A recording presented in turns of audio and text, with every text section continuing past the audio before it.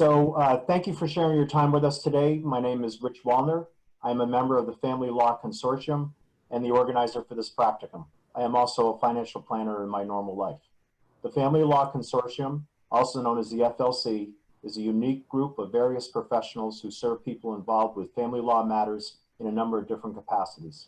Because we are peer-driven, we are also conflict-free when providing advice because we all hold each other accountable for doing the right thing for the community we serve, and as a result can provide robust and highly qualified answers to any inquiry we receive. Based on the registration list, I see that we are welcoming a number of professional members of USA 500 who share an interest in the topic of co-parenting during COVID-19. We may also be being joined by some people outside of USA 500 who have registered anonymously as they face personal challenges in their own life. So when we speak throughout our presentation today, we are intentionally speaking to both the professional and the people who are being affected by COVID-19 and divorce. Our 5 panelists today are all members of the FLC and are experienced professionals in their field of practice. They each are passionate about raising awareness concerning divorce issues and exploring newer trends to ensure a better client experience.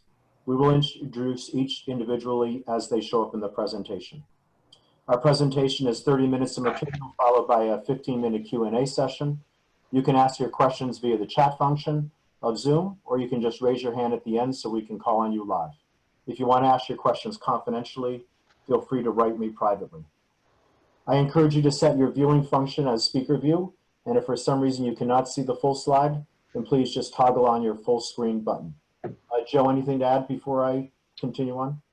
No, the only thing, I mean, it just that you mentioned the speaker view. At the top right-hand corner for everybody, you can either look at this initially as speaker view or gallery view. Gallery view is when you see everybody's face. Speaker view will highlight the person who's speaking. That being said, we will have, as soon as they start doing a screen share, it will default to a little series of boxes that you can either look at one person's face or several people's faces, but it'll create splits of those boxes. And I would recommend everybody, please, who's not speaking, keep their microphone on mute. The reason being is if you have it on speaker view, it will default to the loudest noise in the background. So it'll jump back and forth between people, and it just makes it difficult on your eyes to watch. And with that, no, I don't think that's all I have. Okay, good. All right, so let's get started. Our first panelist today is Susan D'Amatteo, who is a family law mediator, collaborative attorney, and a parenting coordinator in Reading. She is certified as a mediator by the Massachusetts Council on Family Mediation and is on the Probate and Family Court's list of Category 5 parenting coordinators. Susan is also co-facilitator for the Family Law Consortium. Susan. Thank you, Rich. So co-parenting in the best of times is challenging, and this is the worst of times. We've got COVID-19, no school, no camp, unemployment, uncertainty. What can parents do? And with the courts essentially closed, what alternative resources can families turn to resolve their conflicts? Today's practicum will cover these concerns and more. By the way, this is part 2 of a 2-part series. Part 1 covered domestic abuse and financial safety issues and was well attended. Part 2 continues the discussion, and we hope you find it informative. Let me introduce our next panelist. Eric Schutzbank, Barrett & Schutzbank LLC, is a family law attorney, mediator, collaborative law practitioner, guardian ad litem, and parenting coordinator in North Andover. He is on the Massachusetts Probate and Family Court's list of Category F guardian ad litem, is admitted with an active family law practice in New Hampshire, and has been selected to the 2020 Massachusetts Super Lawyers list. Turn it over to Eric.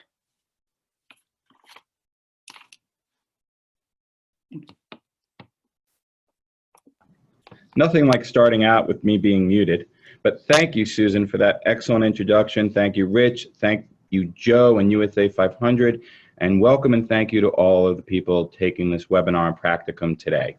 So my topic is co-parenting in a pandemic, with some tips for parents and clients to navigate problems during the COVID-19 pandemic.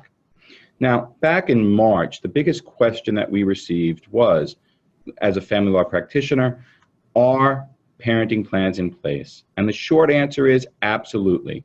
Just because we're in a pandemic doesn't mean that parenting plans are suspended. They remain in place so long as it's safe for children to go from house to house during the pandemic. In fact, Chief Justice Casey of the Probate and Family Court back in late March issued a letter, as you can see on your screen, saying that parenting plans were to remain in place. And you'll notice in that letter there are co-parenting resources for the mandatory parent education requirements during the pandemic, for information on co-parenting during this stressful time, from the Association of Family and Conciliation Courts about guidelines for parenting during the pandemic. Now, in terms of what are the pandemic parenting problems that you might encounter? One parent being overly worried about what to do during the pandemic, one parent not acting in a safe manner, one parent or both parents being infected, one house having immune-compromised parents or relatives, high conflict relationships, and as we open up into phase 3 on Monday, different levels of comfort between the houses. So how do we address these COVID-19 concerns? The first is communication. You have to tell your clients, and for those of you who are parents going through this, that you have to put aside whatever differences you may have with your ex-spouse or ex-partner and co-parent for the safety and the health of the children, because that comes first. Flexibility is key. You need to be able to adapt. You need to be able to figure out what are we going to do if one parent doesn't agree, if one parent is infected.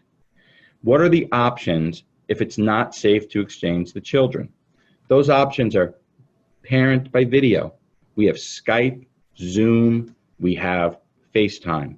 You can set up times for a parent who may not be able to see the children in person to continue being a part of their lives during the pandemic.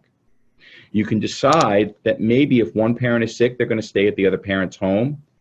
And you have to have contingencies in place. You don't want to get the phone call that I'm infected, don't send the kids home, when the kids are already at the front door. You want to have contingencies in place if both parents are infected. Who is better suited to self-quarantine to avoid the children getting infected?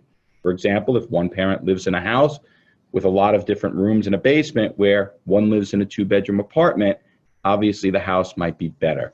Those are the keys: communication, flexibility, and contingencies. One of the other questions that we were getting is, are the courts really closed? Well, no, they were never actually closed. What they were was closed to the general public. Starting on July 13th, in limited capacities, the general public will be allowed back into courthouses. The courts have always been hearing emergencies, and they've been doing those hearings via telephone and virtual hearings for the most part. That is going to continue for the foreseeable future. And to date, 3 counties have set up virtual registries in Barnstable, Essex, and Middlesex counties. You're going to want to resolve things out of court because there's going to be a backlog. There's going to be long waits, continued limited staff, limited hearing, and it's going to be difficult outside of an emergency to get heard. Now, if you absolutely need court, you can request an emergency hearing, you can request a telephone or a video hearing. And you can see on the screen in front of you, Rule 78. That's where if both sides are in agreement, a judge can make a decision based on the pleadings. Now, we're going to have a resource page at the end, and I've included some links to the courts that tell you how to file for telephone that are the current standing orders in place. Now, for Rule 78 specifically, you want to make sure that you have the appropriate pleadings so that a judge can make a ruling. That may mean affidavits, that may mean agreement on what the facts are. And you may even have to have a ruling from the judge if they'll do a Rule 78 if both sides don't agree. Now, what can we do without relying on the court? Obviously, if you're co-parenting, try and reach agreements yourself. Think outside the box to figure things out. These are new times for all of us. There are very few people still around from the last time there was a pandemic like this in the early 20th century. So try and work it out. Get assistance through alternative dispute resolution and outside of court which brings us up to Susan in the next part of our presentation. Thanks, Eric. So another parenting issue that's been coming up during these challenging times is, what do we do with our high conflict cases? As you've heard, and you know from clients or your own family, parenting during or after divorce is often a challenge. But there are some cases in which parenting styles are just so divergent that these folks often need the assistance of their attorneys or the court in figuring it all out. Many of these cases end up in court for numerous appearances, filing many motions and contempts and seeking the judge to decide all kinds of issues. However, in these pandemic times, these kinds of cases have been getting stuck in the process. You heard from Eric that while the courts aren't officially closed, there is a tremendous backlog in getting things before a judge. We know that they are starting to open up a bit, but it's going to be quite some time before they get caught up to speed and they can start to hear more and more cases on a regular basis.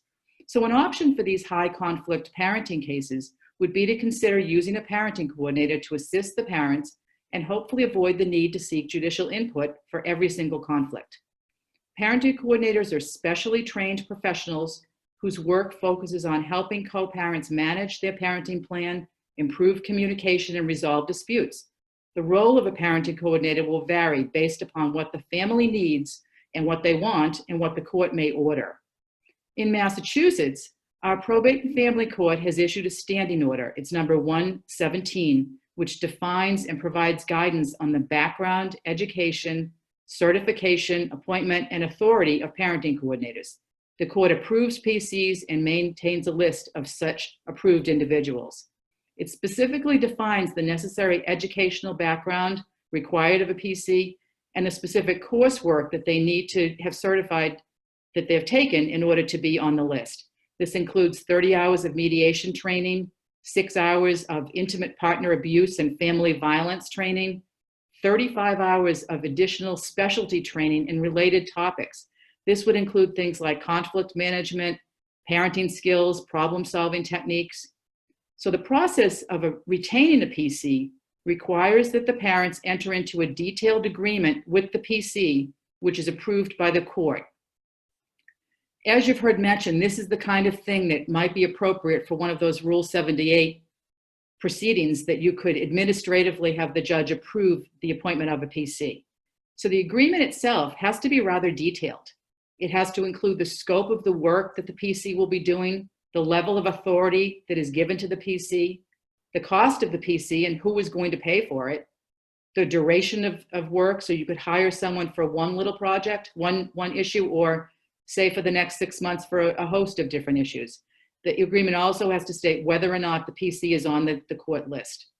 The typical scope of what a PC's duties would usually include are things like minor changes or clarifications on existing parenting plans, exchanges between children, who's going to pick them up, where that's going to happen, educational decisions, religious decisions, tutoring, summer school, enrichment extracurriculars, summer camp, travel and passport, all kinds of things that you can see would be coming up in this pandemic times.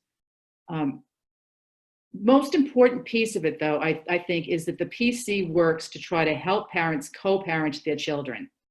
They help with parental decision-making strategies and provide resources for the parents. And there are some limitations on the use of PCs.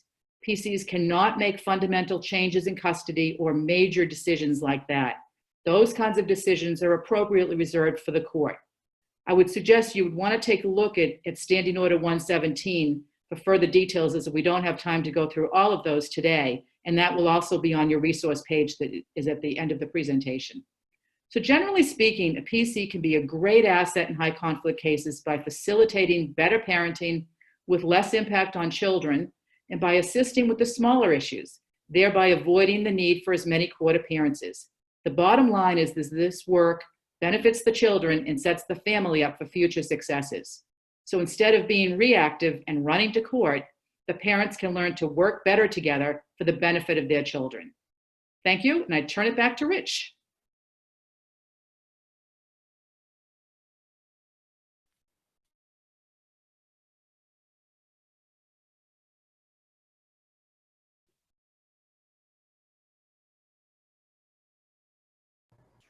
Rich, you're muted.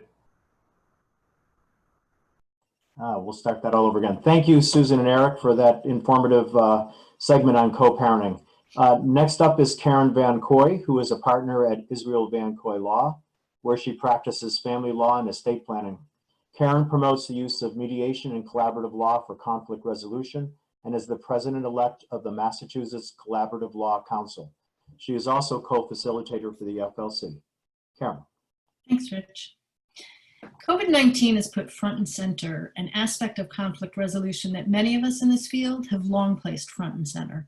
Choose the process for divorce deliberately and carefully. There are short-term and long-term benefits for people to take as much control as possible over their own family law conflict, whether it's the negotiation of a tough prenuptial agreement, a divorce, as we're discussing today, or post-divorce matters. David Consigli and I will discuss well-developed processes, collectively referred to as alternative dispute resolution, or ADR. I'm hoping in my lifetime they will be called standard dispute resolution, or SDR, because I believe fighting in court should be the choice of last resort for divorcing or transitioning families. ADR refers to many different approaches. There's arbitration, conciliation, mediation, collaborative law, to name a few. And I'm going to discuss mediation.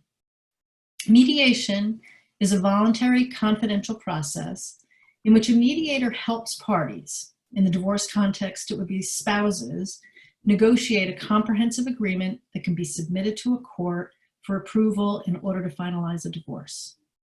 The mediator is a neutral, which means that the mediator does not provide legal advice, but does provide legal education.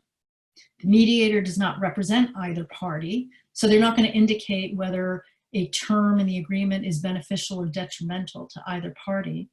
But a good mediator will let the parties know if what they want to agree to is something that will be approved by a judge. The mediator doesn't make an appearance in court, and the mediator may or may not write up all of the necessary paperwork for the filing of the divorce. Family law mediators come from many professional backgrounds. Some are attorneys, many are not. Whichever one is the right fit for a particular family, the divorce mediator should absolutely be familiar with family law. The process of mediation takes place as a series of conversations guided by the mediator that allow the spouses to address all the matters necessary for a final divorce. So alimony, property division, medical insurance, taxes, and if there are children, parenting plans and child financial support. The goal of these conversations is to reach mutually agreeable terms for a separation agreement or the contract of divorce. Mediation and collaborative law cases have had a relatively seamless transition during COVID-19. There's been no need to stop the mediation process because the courts were closed to the public. Mediators have taken on new matters without a hiccup because the system is so flexible and fluid that it can make adjustments. Many mediators were using Zoom or other virtual platforms long before COVID-19. So during this period when the courts were closed to the public, and now as we begin to open up in a very limited way, anyone who's interested in starting, continuing, or finalizing a divorce can turn to mediation to reach that final agreement. Mediation has so many benefits. It's a very cost-effective and efficient process for divorce. It's immediately available and unhindered by court closings. Parties' long-term compliance with their agreement is much higher, and we don't see the contempts and modifications afterwards because the parties have reached these terms themselves. It wasn't imposed upon them by a judge. Parties can also gain the tools for conflict resolution over the long term to address the inevitable issues that are going to come up in a lifetime of, say, co-parenting relationships. There's a minimization in mediation of long-term relational damage because the parties are given tools to communicate without resorting to slinging mud or trying to be the person who wins the argument. Confidentiality. There is no open court where these private, intimate matters are being discussed, and there's no public record that anyone off the street can pull and read. Keep in mind, however, that there's never a one-size-fits-all for a family going through divorce. And some matters require a more supportive structure, more advocacy for one or both of the parties. And David Consigli is going to now talk to you about another ADR, or as I hope, SDR, collaborative law. David Consigli has been practicing public accounting for 33 years. He's the leader of the Valuation and Litigation Group at AAF CPAs. David is a trained mediator and a collaborative law financial neutral. David? Thanks, Karen. Collaborative law is a highly developed non-adversarial form of dispute resolution. It consists of a team of professionals of attorneys, a coach, and financial neutral. It's mostly used in family law cases, but it's also appropriate in other areas of law. The thing about collaborative law is it places control of the process, the information, the timeline, and most importantly, the outcome in the hands of the most important people, and that's the clients. So the clients are really the ones that determine what the outcome is, and they work with the collaborative team to help them get there. The collaborative law uses a team approach, has rules, techniques, and guidelines to support confidential, long-lasting agreements. These agreements place the value on the post-conflict relationship of co-parents, their children, and siblings. It's ideal, collaborative law is ideal for cases where there are complex or highly charged issues. It provides a little bit more support than mediation. Like mediation, collaborative law doesn't rely on the court system. So court closures or delays have only magnified the value of out-of-court non-adversarial approaches like collaborative law. The collaborative law communities have quickly adapted the rules, the techniques, and the guidelines of our practice to flourish in a virtual meeting environment. Resolution can continue without the need for lengthy waits for courts to handle the backlog and other delays as they reopen, and families can achieve results sooner. On the resource page, you're going to find some resources for collaborative law, access to collaborative law, the Massachusetts Collaborative Law Council webpage, and also the International Association of Collaborative Professionals. So now we're going to turn it over to Maureen Weisner. Maureen is the founder of Kickstart Your Transition, a boutique career coaching and consulting group. She's a certified coach, consultant, and professional speaker. She specializes in working with people in transition, typically involving career change, divorce, retirement, and other work-life events. Take it away, Maureen. Thank you, David. That was a great introduction. Suddenly single, and you're in the job market during a pandemic. Are you experiencing a crisis of confidence? Or is this the perfectly timed opportunity to explore, transition, and reinvent your life personally and professionally? Stop spinning your wheels. Take control and begin with a plan. What's a good first step? Describe your dream job. What would a day look like? And here's a great quote by Amelia Earhart that we love. Use your fear. It can take you to the place where you store your courage. Once you describe your dream job, imagine this. Think of this exercise as ground zero. It's your version of your future. A jigsaw puzzle where some pieces will fit nicely and others may require a push, a pull, or a tug to fall into place. Think big picture. Are you returning to a career you trained for, or is it something entirely new? There's a wonderful US government website, onet.org, and it gives detailed descriptions of the world of work and occupations. If you're thinking more traditionally along the lines of law or accounting or finance, terrific. But also if you're thinking hot air balloon or welder, you can find information as well. The most important pieces that they address are salary range, employability. What are the best areas of the country for your given occupation? And very important as well is what are the credentials and requirements to pursue this line of work? Do you need more training? What is required? If you're returning to something that you worked in previously, how do you need to update your skills? Do you need a certificate, an advanced degree? Can you do this full-time, part-time? Can you do it online? It's very important to do your informational interviewing, and that will be next. Ask for introductions.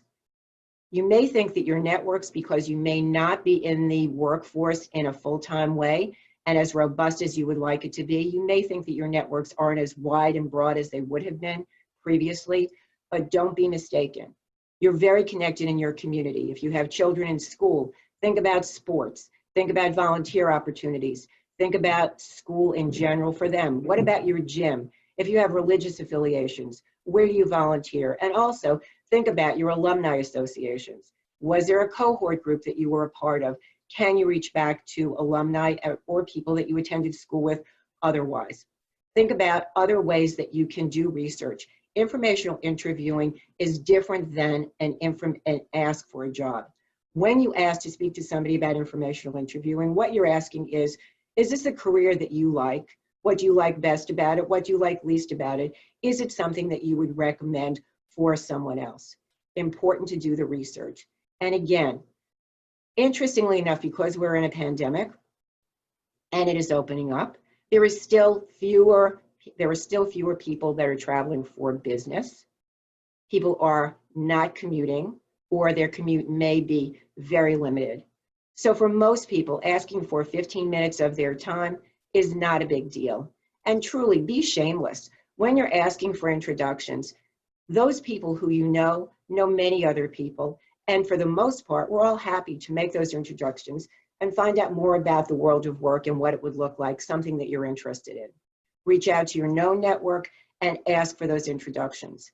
And very important, update your resume. Your LinkedIn profile is important, but resume, truly, no one cares if we go back beyond 15 years, unless you won a bronze medal in the Olympics or maybe a gold medal, even better. But what's important is what you've done in the last 15 years, how you can script out what you have been doing recently, and how that translates into language that is applicable for an HR director or a recruiter. They'll be looking at your resume critically. Your resume needs to be reflective of your LinkedIn profile. They do need to mirror each other. Also important is your current headshot.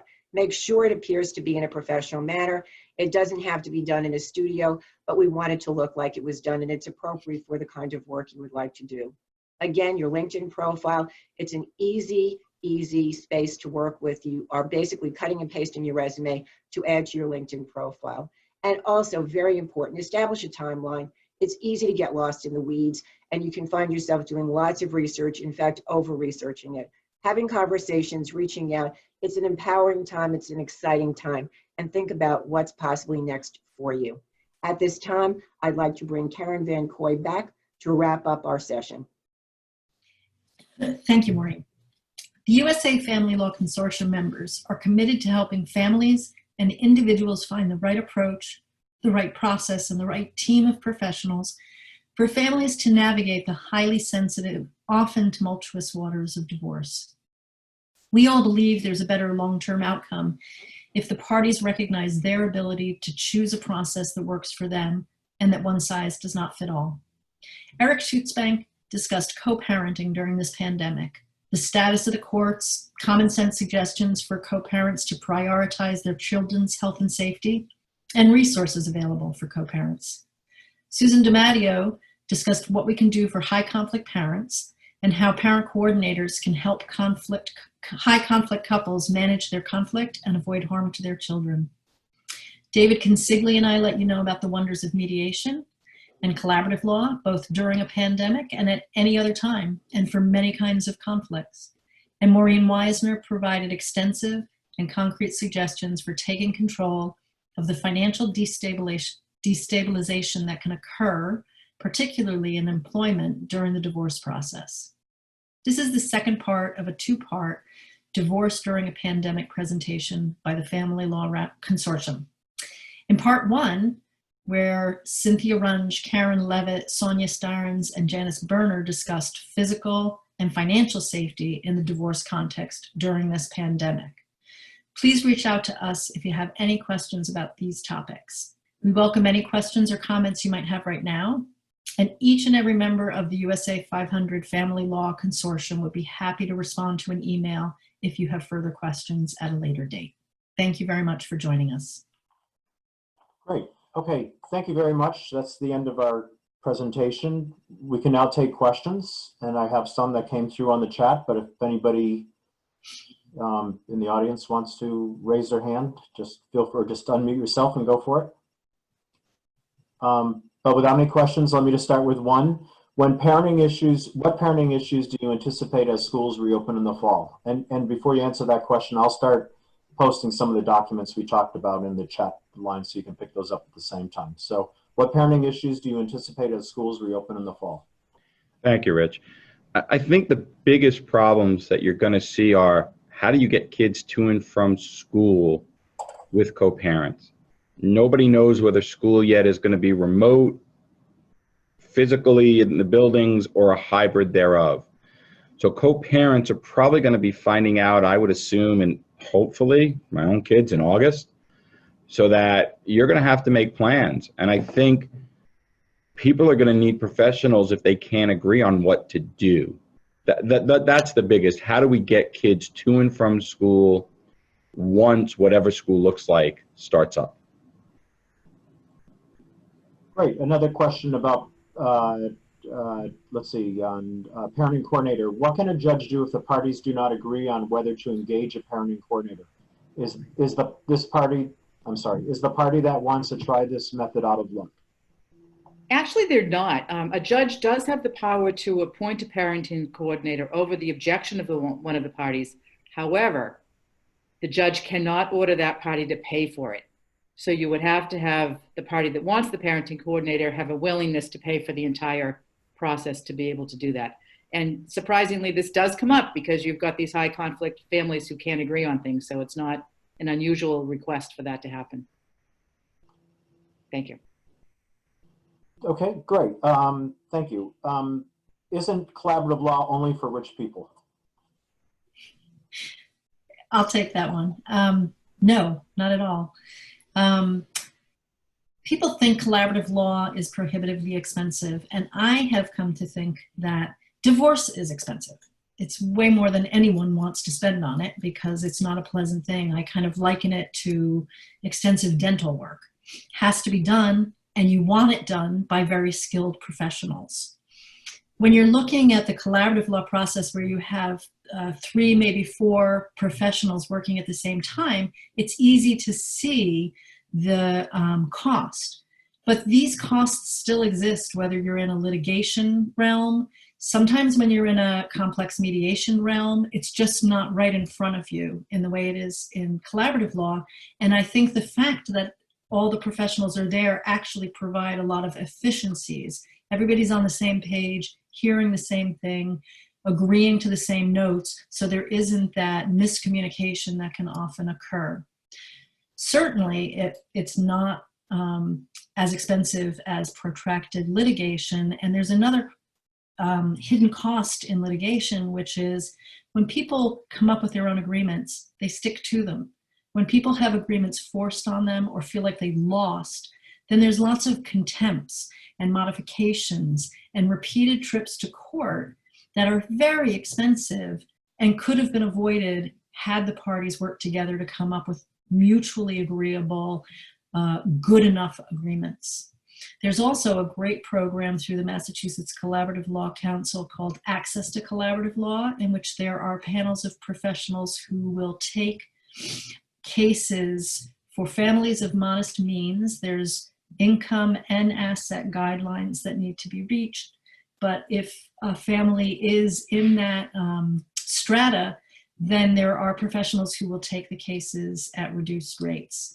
And you can find information about that on the Massachusetts Collaborative Law Council website, which is also listed in the resources.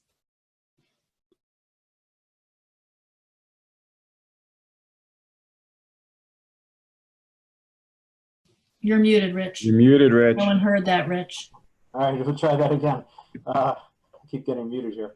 And we'll continue on. What happens if you have a mediation agreement but can't get into court? It isn't enforceable, right? David, do you want to take that or I'll take that? You can take that, Karen.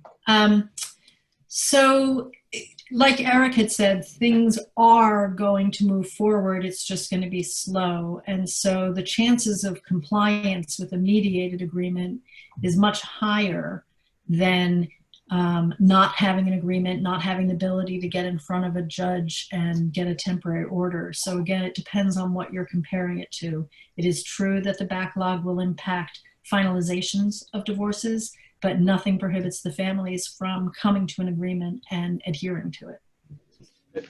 The only thing I would add to that answer is obviously until it's approved by the court, you won't have contempt at availability to enforce it. But I'd like to think if people are mediating agreements, they're going to want to follow them, and that hopefully those won't be an issue. Good, thank you. One more, no, two more, sorry. Doesn't mediation or CL, collaborative law, require that the parties already get along? I can take this one. I think one of the misconceptions about collaborative law is that people think that it's a group sitting around and it's all kumbaya and everything is happy and everyone comes to an agreement right away, and it's not like that at all. I mean, it still can be very high test, very emotional. It's a very tough situation for people to go through. I think what collaborative law does for people that have high conflict cases or difficult cases, it provides more support than traditional litigation, right? So, don't forget, everyone's working together. The attorneys and the coach and the financial neutral. Even though the attorneys still represent their clients, there's still times where they may speak to their clients and say, you really shouldn't have said that, or, you're not really being collaborative here. As far as, and I think so, there's really a lot more support that goes on in difficult situations. As far as mediation goes, I think what you have to understand is that the clients choose to go to mediation, right? So they make that choice to go and sit with the mediator and go through that process. So even though they may not get along, they've agreed to that process. And if they want to continue to come to a resolution, then they have to make that commitment to be with the mediator and go through that process. Perfect. One last question. What parenting issues do you anticipate as we move to phase 3 of the reopening? I'll take that one. I think what you're going to see is what we're seeing in society. People having large disagreements with what can you do or what should you do. Just because you can go play hockey, should you let your kids start playing hockey again? I think the biggest thing we're going to see as phase 3 starts on Monday is people disagreeing on what the kids should and shouldn't be doing. And I think people are going to really need to avail themselves of talking things out, communicating, and things like mediation and collaborative law where they can't agree. That's the biggest one, Rich. Okay, great. All right, that's all the questions I have. I don't see anything else coming up on the chat. I posted 2 documents on the chat. One is the co-parenting resources. So a combination of all the things we talked about today are combined into one document, and also a flyer for contact information about who spoke today. So thank you very much to the panelists, Maureen, Susan, Karen, who am I missing? David and Eric. Thank you for all the work you did to put this together, and thanks to all the people who attended. I can see the people that attended have all great interest in this topic and just advancing family law in general. So thank you very much for attending your time, and we'll hopefully see you at the next practicum.